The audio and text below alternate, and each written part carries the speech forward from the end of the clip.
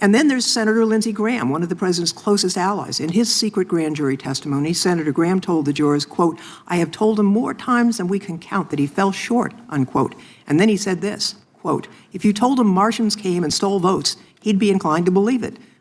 This may look like a partisan exchange in a heated hearing, but it's actually a stress test of accountability inside American institutions. What's really being tested here is whether truth inside government still matters more than allegiance to power. This raises broader questions about how evidence is evaluated when political survival is at stake. In this video, we'll break down how sworn testimony, not political theater, is being used to measure intent, credibility, and the limits of democratic restraint. Sticking with California, the gentlelady from California is now recognized. Mr. Smith, thank you for being here today. Earlier the chairman spent a lot of time talking about Cassidy Hutchinson, who we know is just one of many witnesses. It's important to note that there was testimony that she was told something by Mr. Ornato, not that she had personal knowledge. And of course, Mr. Ornato was of very questionable veracity. We had a testimony from a Metropolitan Police Department official about an argument, a big argument that the president was having about going to the Capitol. And in fact, the vehicle was delayed going back to the Capitol while that argument occurred. But having said that, I want to focus on something my colleagues across the aisle seem to want to ignore. The fact that your investigation into President Trump's attempt to overturn the 2020 election was built on testimony from members of the Republican Party. In fact, last week, the New York Times published grand jury transcripts from Georgia that showed the same pattern in Trump's Georgia criminal case. Georgia's Republican Attorney General Chris Carr testified that he told, quote, and this is a quote, "We're just not seeing the things that you are seeing." And the late Georgia House Speaker David Ralston, also a Republican, testified that Trump's fake elector scheme was, quote, "the craziest thing I've heard." And then there's Senator Lindsey Graham, one of the president's closest allies. In his secret grand jury testimony, Senator Graham told the jurors, quote, "I have told him more times than we can count that he fell short," unquote. And then he said this, quote, "If you told him Martians came and stole votes, he'd be inclined to believe it." Martians, that's from Senator Graham speaking under oath. So here's my question. Mr. Smith, in your deposition with this committee, you testified, and here's a quote, "Our case was built on, frankly, Republicans who put their allegiance to the country before the party." Also, that the president's closest allies are telling him that his claims of election fraud are wrong. And so I'm just wondering, can you explain what you meant in your deposition, that it was Republicans who were putting their allegiance to their country ahead of their party? Yes. There were witnesses who I felt would be very strong witnesses, including, for example, the Secretary of State in Georgia, who told Donald Trump the truth, told him things that he did not want to hear, and put him on notice that what he was saying was false. These were people who knew how the elections were conducted in these states, and I believe that witnesses of that nature, witnesses who are willing to tell the truth, even if it's going to impose a cost on them in their lives, my experience as a prosecutor over 30 years is that witnesses like that are very credible, and that jurors tend to believe witnesses like that because they pay a cost for telling the truth. In terms of the grand jury testimony that's now been released, the fact that Donald Trump, according to Senator Graham, would believe that Martians stole the election, what does that tell you about Trump's state of mind? That statement is consistent with what we found in our investigation, in that our investigation revealed that Donald Trump was not looking for honest answers about whether there was fraud in the election. He was looking for ways to stay in power. And when people told him things that conflicted with him staying in power, he rejected them, or he chose not even to contact people like that who would know if the election was done properly in the state.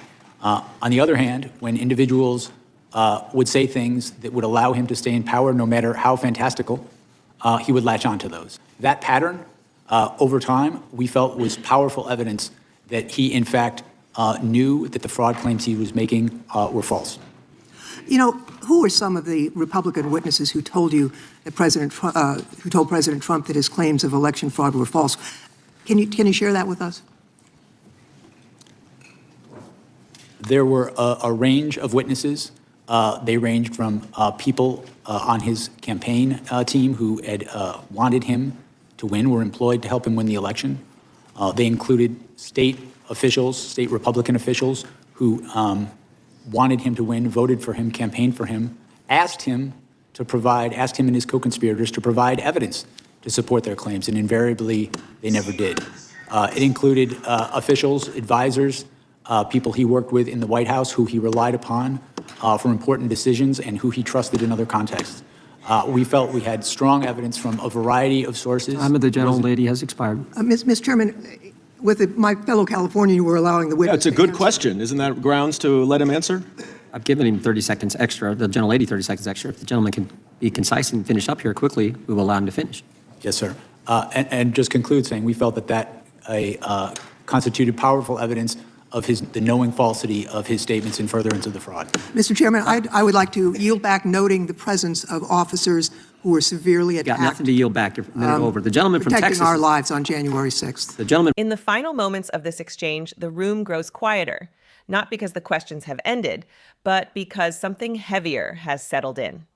A simple quote hangs in the air, a line attributed to Senator Lindsey Graham, spoken under oath, suggesting that no matter how implausible the claim, the former president was willing to accept it if it helped him remain in power. Jack Smith does not raise his voice. He does not dramatize the moment. He simply confirms what his investigation found. Not confusion, not misunderstanding, but intent. This is the moment where the hearing stops being just a procedural exercise and becomes something more revealing. What we witnessed was not an argument about partisan loyalty or political rivalry. It was a window into how power reacts when it feels threatened. Smith's response makes one thing unmistakably clear. The issue was never a lack of information. It was a rejection of reality itself when reality became inconvenient. Throughout his testimony, Smith describes a pattern. Again and again, individuals who were close to the president, advisors, campaign officials, state leaders, told him the truth. They explained how elections were conducted. They explained what the evidence did and did not show. They warned him that the claims he was repeating did not align with facts. And according to Smith, those voices were ignored, not debated, not investigated further, simply pushed aside. Instead, the president gravitated toward anyone who would say what he wanted to hear, no matter how detached from evidence, no matter how strained the logic. If a statement served the goal of holding on to power, it was embraced. If it did not, it was dismissed. That pattern, Smith says, became central to the case. And in the world of law, patterns matter more than rhetoric. What makes this moment particularly striking is not who said it, but who confirmed it. Smith emphasizes that many of the most credible witnesses were Republicans, officials who voted for the president, officials who campaigned for him, officials who wanted him to succeed. These were not political opponents looking for advantage. These were allies who found themselves forced to choose between loyalty to a person and loyalty to the system they served. And that choice carries consequences. Smith explains why such testimony resonates with jurors. Because these witnesses paid a price. Careers were strained, relationships fractured, reputations questioned. In the courtroom, credibility often comes not from passion, but from sacrifice. People tend to believe those who tell the truth, even when it costs them something. That is the foundation of accountability. This hearing exposes a deeper question about leadership in America. What does it mean to hold power responsibly? Is leadership about surrounding oneself with voices that reinforce belief or voices that challenge it? Smith's testimony suggests that when leaders stop seeking honest answers and start searching only for validation, the system itself begins to erode. Not all at once, quietly, gradually, until the damage becomes undeniable. There is also something revealing in the way this exchange concludes. As Smith attempts to finish his answer, procedural objections interrupt him. Time limits are cited. The moment is cut short. And yet, the substance of what was said cannot be erased. The record stands. The statements are documented. The pattern has been described. This is not about a single individual. It is about how fragile democratic norms become when truth is treated as optional. When facts are weighed not by evidence, but by usefulness. When allegiance to power eclipses allegiance to principle. The hearing reminds us that institutions do not fail in dramatic moments alone. They weaken when enough people decide that outcomes matter more than honesty. What we saw today also challenges a common narrative, that accountability is always partisan. Smith's testimony undermines that claim. It shows that the line between right and wrong does not always follow party affiliation. Sometimes it follows character. Sometimes it follows courage. And sometimes it follows those willing to speak plainly when silence would be easier. This is why moments like this matter. Not because they generate headlines, but because they reveal how close the system came to breaking, and how it held together because some individuals refused to abandon the truth. The American system depends not just on laws written on paper, but on people willing to uphold them when pressure mounts.